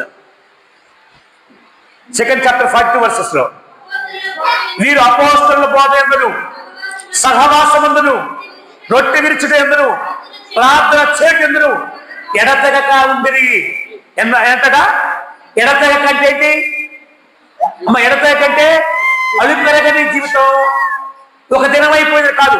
మనం చాలా మంది ఏం చేస్తారంటే, గుడ్ ఫ్రైడేకి వచ్చాము, ఈస్టర్కి వెళ్ళాలా, ఈస్టర్కి వచ్చాము, నెక్స్ట్ ఆదివారం వెళ్ళాలా, అరే ఆదివారం తర్వాత వెళ్తున్నాం, శుక్రవారం ఉపవాస ప్రార్థనకి వెళ్ళాలా, బుధవారం కుటుంబ ప్రార్థనలు వెళ్ళాలా, అవసరమే ఉంది అనుకునే వారే చాలా మంది. వారి విశ్వాస స్థితి ఎలా ఉందంటే, ఒక వారం ప్రార్థన అయిపోయింది, ఎవరెళ్తారండి, అరే ఓన్లైన్ ప్రార్థన అది చేసుకుంటున్నా. కొంతమంది ఉన్నారు వాళ్ళు చేసుకుంటున్నారు, మా అవసరమే అనుకున్నటువంటి భక్తిహీనులు తెచ్చుకుంటున్నారు ఇక్కడ. మరి వీరి పని ఏంటి? వీరి పరిపాలించట. మరి జడ్జిమెంట్ ఏముంటుంది ఇక్కడ? జడ్జిమెంట్ ఏముంటుంది అక్కడ? తీర్పు పోలు అవ్వాల్సిందే. అదే పునరుద్ధానం శక్తి పొందుకున్న నీవు నేను మనం పునరుద్ధానం యేసుక్రీస్తు ప్రభువుని కలిగే మనము మనం ఏ విధంగా ఉండాలి? మునుపు మన స్థితి కంటే ఇప్పుడు స్థితి మారిపోవాలి. అరే మునుపు పడుకుంటుందని ఇప్పుడు పడుకుంటావా? మునుపు అదే పరిస్థితి. సంఘ ప్రార్థన ఏ ప్రార్థన లేకపోయినా ఉండేది కాదు నీకు. ఇప్పుడు నీకు ఉన్నాయి, నీకు వాటిలో షేరింగ్ చేసుకోవడం కాదా? ఒక బుధవారం ప్రార్థన, ఒక శుక్రవారం ప్రార్థన, ఒక శనివారం ప్రార్థన, ఆదివారం అంటే అవి లేవా? ఎడతెగక ప్రార్థన చేసి అలవాటు ఏంటంటే, మునిపు ఎలాగొన్నామంటే ఆదివారం ప్రార్థన. మునిపు ఎప్పుడో ఒకప్పుడు 10 రోజులకో 15 రోజులకు 4 రోజులకో సరే గుడికో గోపురానికి వెళ్ళాను అక్కడ. అలాగే నీ జీవితం కూడా, అలాగే నీ జీవితం పునరుద్ధరణ బల శక్తి పొందుకున్న తర్వాత నీ స్థితి మారిపోవాలి, నీ పరిస్థితి మారిపోవాలి, నీ అలవాటు మారిపోవాలి. పేతురుకు అది మారిపోయింది. మునుపు కునుకేవాడు, నిద్రపోతుగా ఉన్నాడు. కానీ యేసుక్రీస్తు ప్రభు రిజరెక్షన్ అయిన తర్వాత, ఆయన గురించి తెలుసుకున్న తర్వాత, అమ్మో ఆయన నిజదేవుడు, ఆయన ఏదైనా చేయగలడు, ఆయన ఏదైనా చేస్తాడు అని దేవుడి కొరకు బతికినటువంటి భక్తులుగా కనబడ్డాడు. భక్తుడు ఒకప్పుడు అబద్ధికుడు. ఒకప్పుడు ఈయన ఎవరో అబద్ధికుడు, అబద్ధం ఆడేశాడు కదా. ఏమని? యేసు ప్రభు నేనేసాడు. కానీ యేసుక్రీస్తు ప్రభు కొరకు ఆయన చంపేస్తా అనుకున్నా సరే, చంపుకో పర్వాలేదు, నేను సిద్ధంగా ఉన్నానని యథార్థంగా యేసే క్రీస్తు అని నిజముగా సమాజంలో నిలబడి మాట్లాడుతున్నాడు. కారణం రిజరెక్షన్ పవర్ పొందుకున్నవాడు. Resurrection power. నేను సంఘంలో ఉన్న చెల్లి తప్పుడు అక్క ఈ పునరుద్ధరణ శక్తిని తెలుసుకోలేకపోతున్నాం. ఇంకా ఆదివారం ప్రార్థనలకే మనం పరిమితమైపోతున్నాం. ఆదివారం క్రిస్టియన్స్ ఎప్పుడు మార్చుకుంటాడో తెలియదు. ఏనాడు నీకు దేవుడు బల్ల ముద్దుతాడో తెలియదు, తెలియదు, తీర్పు చేస్తాడో తెలియదు. కానీ ఆదివారం ప్రార్థనకే పరిమితమైపోతున్నారు. ఇప్పుడు సహోదరులు ఉన్నారు కూడా. మిగిలిన ఏ ప్రార్థనలో సంఘంలో కూడుకోవడం లేదు, సహవాసం కూడుకోవడం లేదు. అదే పునరుద్ధరణ శక్తి పొందుకున్న తర్వాత కూడా సంఘ కార్యక్రమాలలో, సంఘ సహవాసంలో కూడుకోవడం లేకపోతే మనకి ఎందుకు? అదే చెప్తున్నాడు కదా, అపోస్తలుల బోధ యందును సహవాసమందును రొట్టె విరుచుట యందును ప్రార్థన యందును ఎడతెగక ఉండాలి. మునుపు పేతురుకు అదే జీవితం ఉండేది కాదు. ఇప్పుడు పేతురు కునుకుపాటు వచ్చేసింది కాదు, ఆయన దిద్దుబాటు కలిగి ఉన్నాడు. ఆయన మార్చుకున్నాడు ఆయన జీవితంలో. పునరుద్ధరణ శక్తి పొందుకున్నాక పూర్వపు అబద్ధికుడైన వాడు కాదు. ఇప్పుడు యేసుక్రీస్తు ప్రభుత్వకు నిజం పలకడానికి ఏ సమాజం మధ్యనైనా ఎంతమందినైనా ఆయన మాట్లాడడానికి ఇష్టం కలిగిన వాడు ఉన్నాడు. దేవుని బిడ్డారా, ఇంకా రాస్తుంది బైబిల్ మనం చూస్తుండే చూడసాయి 3వ అధ్యాయం చూడసాయి. అని ఏ సమయం ప్రార్థించోట 3వ అధ్యాయం 1వ వచనం చూడండి. పగల 3 గంటలకు ప్రార్థన కాలంలో పేతురును యోహానును దేవాలయానికి వెళ్ళి చూడాలి. చూసారా, మన 2 గంటలకు వస్తాం ప్రార్థనకి, 3 గంటల ప్రార్థనకి వస్తారా? మధ్యాహ్నం 3 గంటలకి అమ్మ 3 గంటలకు ప్రార్థన పెట్టేశారు పాస్టర్, పడుకోవద్దా ఫోన్ చేసేసా అనుకుని వారు సోమలు చాలా మంది సోమలు ఖాళీగా ఉంటారు, పని పాటు ఉండదు. పని పాటు లేకపోయిన వారు ఇంటి దగ్గర ఉండడమే తప్ప ప్రార్థించుకునే అనుభవాలు లేదు. సేవకుడు ప్రార్థన పెడితే ఒక గంట అరగంట లేట్ అయిపోతే ఏంటి ప్రార్థన, ఎంతవరకు చెప్తాడో అని చెల్లించుకునే వారు ఉంటారు తప్ప ప్రార్థన దేవుడి కోసమని పునరుద్ధరణ శక్తి పొందుకునేవారని ఆలోచన ఉండదు. పేతురులో చూడండి, మురిపు అలా ఉండేవాడు కాదు. మురిపు ప్రార్థన చేయండి రా, శోధనలు పడిపోతారా మీరేంట్రా, నా కోసం మీరు చేయండి అంటే వాడు కురికేస్తున్నాడు. పునరుద్ధరణ శక్తి పొందుకోలేదు కాబట్టి, పునరుద్ధరణ బలం లేదు కాబట్టి వాడు కురికారు. ఎప్పుడైతే పునరుద్ధరణ బలం పొందుకొని శక్తి పొందుకున్న తర్వాత రాత్రి మంగళలు ప్రార్థన చేస్తుంటారు. బైబిల్ రాస్తుంది 10 దినాలు కంటికి కుడుకు లేకుండా, భోజనానికి ఆహారం లేకుండా ఉపవాసంతోనే గడిపారంట, ప్రార్థనతో గడిపారంట. బైబిల్ రాస్తుంది 10 దినాలు 10 days. పేరుతో మునిపేమో నిద్రపోతుకునేవాడు, ఇప్పుడేమో నిద్రను మానుకున్నాడు, ప్రభు కొరకు మానుకున్నాడు. ఇంకా చూస్తుంటే 4వ అధ్యాయం చూడండి. ఇంకా ఇవన్నీ చూస్తుంటే అపోస్తల కార్యాలు 4వ అధ్యాయం రాస్తుంది చూడు. సరి 4 chapter 31st verses లో రాస్తుంది, వారు ప్రార్థన చేయగానే చూడు సరి రాస్తుంది, వారు ఎవరు ప్రార్థన చేయగానే పేతురు యోహాను వారు కూడి ఉన్న చోట కంపించను. అప్పుడు వారందరూ పరిశుద్ధాత్మ నిండిన వారై ఆహా చూడండి సరే ఎంత సంతోషంగా ఉన్నది మాటలు వింటుంటే. ఇక జరిగిన విషయం ఏంటంటే అసలు వాస్తవానికి వీరు కూడుకున్న చోటట వీరు ప్రార్థన చేస్తుండట ఏమైపోతుందట, కంపించింది, ప్రకంపనాలు జరిగిపోతున్నాయి.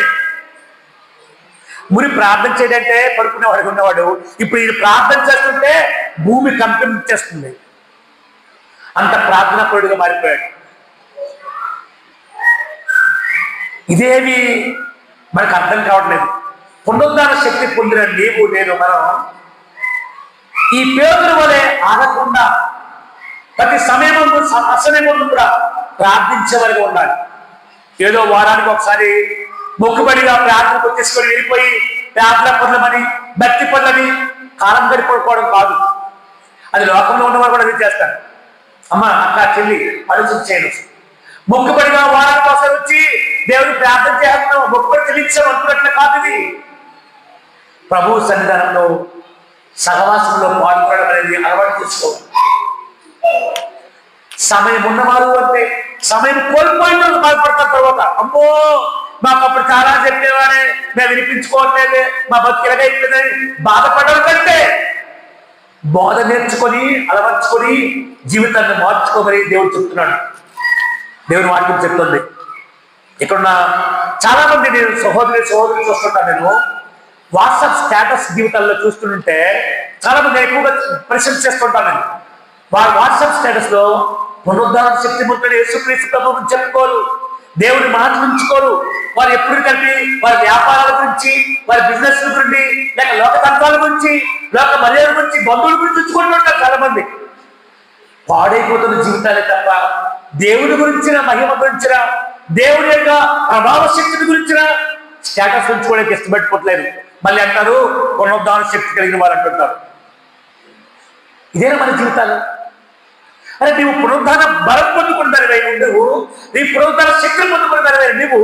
నీ స్టేటస్ లో, నీ మాటల్లో, నీ ప్రతి అనుభవాల్లో నిన్ను దేవుడి ప్రతినిధిగా చూపించుకోవాలి. నిన్ను దేవుడి ప్రతినిధిగా చూపించుకోవాలి. అలా చూపించుకోవడం you are the messenger of Jesus Christ గా ఉండాలి. అలాగుండట్లేదు మీ స్టేటస్ లో. వ్యాపారాలు, లేకపోతే ఏదో పనికి మాలినవి, ఏదో యాక్సిడెంట్లు, లేకపోతే ఏదో పనికిరాని రిక్వెస్ట్లు ఉంటే అలా దేవుడికి శక్తిమంతుగా చూపించాలి. అసలు పునరుద్ధరణ శక్తి అలా మార్చివేస్తుంది మనుషులు. పునరుద్ధరణ శక్తి మార్చివేస్తుంది. అపోస్తలుల కార్యాలను చూస్తే నాకు ఇంకా చదువుతుంటే చూడసరి ఇదే 12వ అధ్యాయం చూస్తే 12వ అధ్యాయంలో 12th chapter అపోస్తల కార్యగ్రంథం 12వ అధ్యాయం, యాక్ట్స్ 12th చాప్టర్ చూస్తే చూడండి, 5వ వచనం నుండి 7వ వచనం చూడొచ్చు. 5వ వచనం 7వ వచనం. పేతురు చెరసాలలో ఉంచబడెను, సంఘమైతే అతని కొరకు అత్యాశతో దేవుడిని ప్రార్థన చేస్తుంది. హేరోదు అతన్ని వెలుపలికి తీసుకుని రావాలని ఉండగా ఆ రాత్రియే పేతురు 2 సంఖ్యలతో బంధించబడి 2 సైనికుల మధ్య నిద్రించుచుండెను. హల్లెలూయా. ఇక్కడ చూడండి సరే, ఇక్కడ ఏ నిద్ర అయిన పోతున్నాడు కదా, ఇక్కడ ఏ నిద్ర, ఇక్కడ పేతురు ఏ నిద్ర పోతున్నాడు కదా, భరోసాతో కూడిన నిద్ర. మునుపు నిద్ర కాదు ఇది నిద్ర. ఈ నిద్ర దేవుడితో భరోసా. నా దేవుడు సర్వశక్తిమంతుడు, నా దేవుడు ఏమైనా చేయగలడు, నా దేవుడు నన్ను బతికించగలడు, నా దేవుడు నన్ను విడిపించగలడు అని భరోసాతో కూడా నిరీక్షణతో కూడా నెమ్మదితో పడుకుంటున్నాడు. మునిపేమో ప్రభు గురించిన నిరీక్షణ లేక, ప్రభు గురించి వైరాగ్యం లేక, ప్రభుని గురించి మంట లేక కునికి పాటు చేశాడు.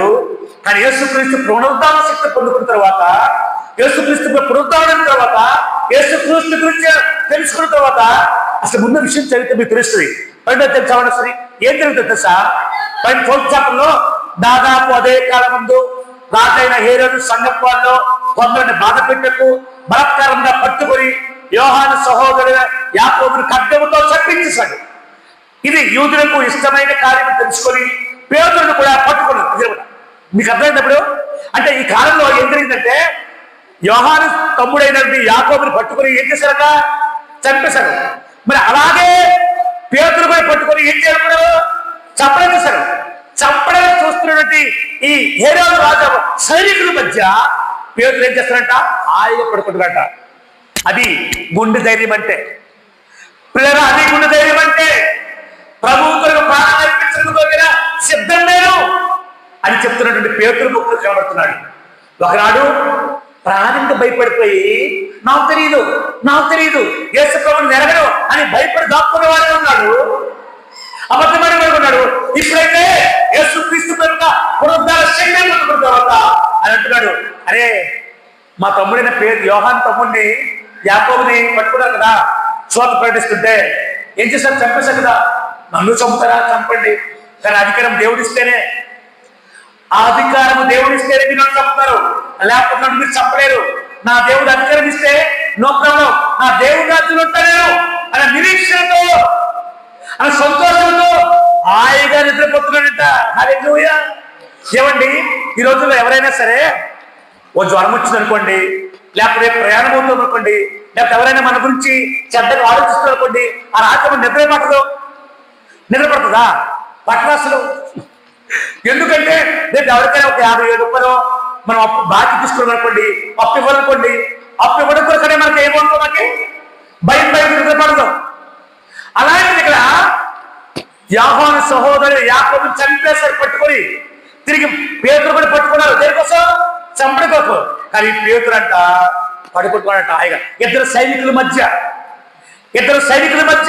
పడుకుంటున్నాడట. కారణం ఏంటో తెలుసా? ఆయన భరోసా ఉంది, ఆయన నమ్మకం ఉంది. అరే నా ప్రభువు ఆజ్ఞాపిస్తే నేను చనిపోతాను, నా ప్రభు కొరకు నా ప్రాణాన్ని దారిపోస్తాను, నేను తిరిగి లేస్తాను, నా ప్రభు లేపుతాడు, ఆ ప్రభు రాజ్యంలో నేను ఉంటాను అన్న భరోసాతో ప్రాణాన్ని అర్పించడం కొరకు కూడా సిద్ధపడిపోయాడు. కానీ చంపేశారా? చంపలేదు. అదే నిరీక్షణ కలిగి ఉండాలి. పునరుద్ధరణ శక్తి యొక్క బాధ అది. కారణం ఏంటో సార్? మునుపు అబద్ధికుడే, మునుపు నిద్రపోతే, మునుపు ప్రాణం భయపడేవాడే, మునుపు ప్రార్థన చేసేవాడు కాదు. కానీ పునరుద్ధరణ శక్తి పొందుకున్న తర్వాత తన జీవితం మారిపోయింది, తన బ్రతుకు మారిపోయింది.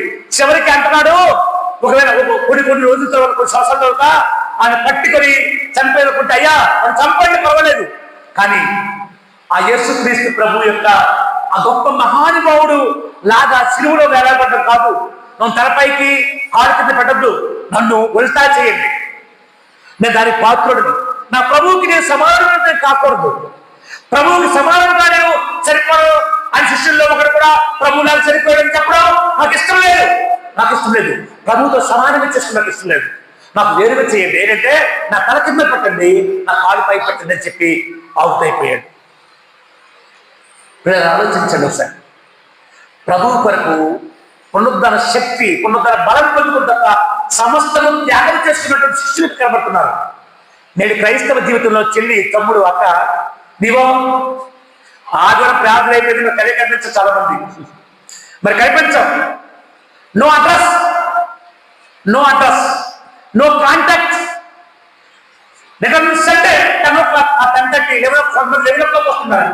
హాయిగా రాష్ట్ర ప్రార్థన కల్పిస్తుంటారో మనం వెళ్ళిపోతున్న సార్ అంటారు.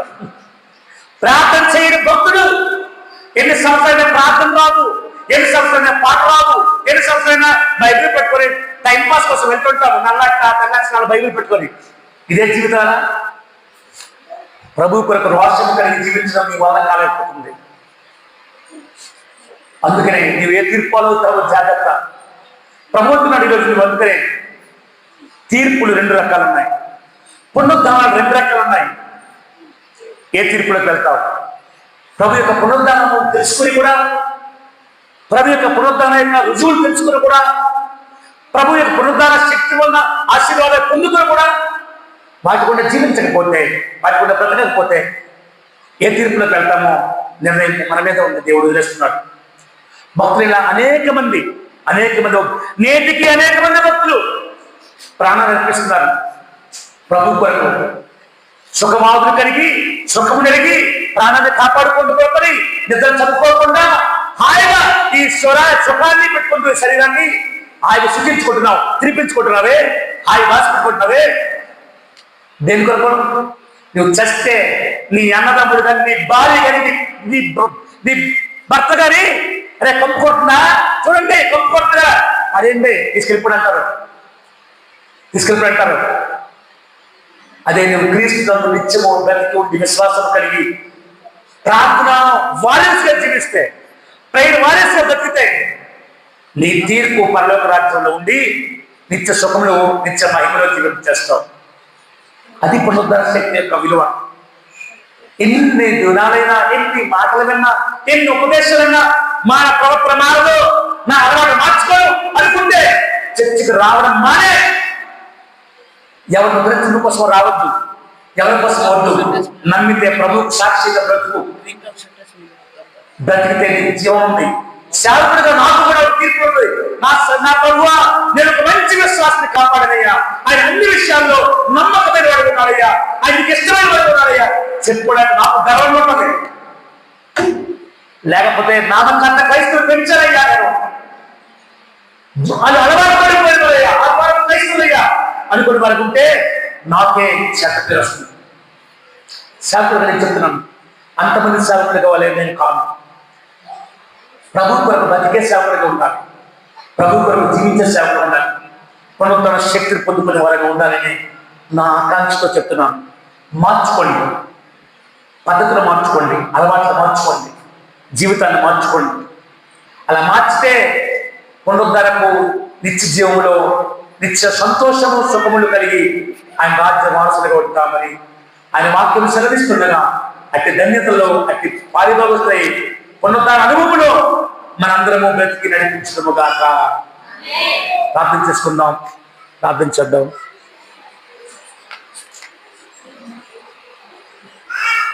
విన్న వాక్యం